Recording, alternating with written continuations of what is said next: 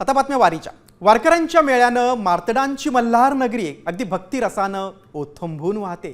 ज्ञानेश्वर माऊलींच्या पालखीमुळे जेजुरी नगरी ज्ञानोबा तुकारामांच्या गजरात मग्न झाली. जेजुरीच्या गल्लोगल्ली तसंच मंदिर परिसरात वारकऱ्यांची लगबग पाहायला मिळते. ग्रामस्थांकडून पाणी, अन्नदान आणि विश्रांतीची व्यवस्था करण्यात आली. वारकऱ्यांच्या आगमनानं जेजुरी नगरी आनंदून गेली.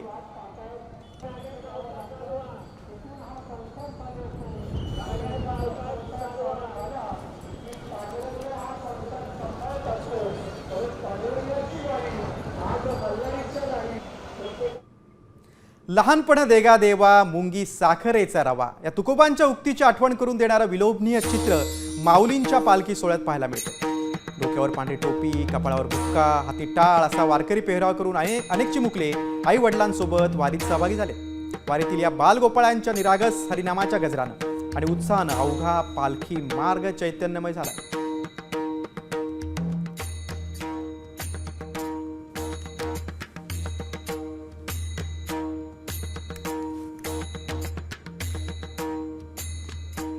माऊलींच्या पालखी तळावरून आढावा घेतला आमचे प्रतिनिधी रोहिदास गाडगे यांनी.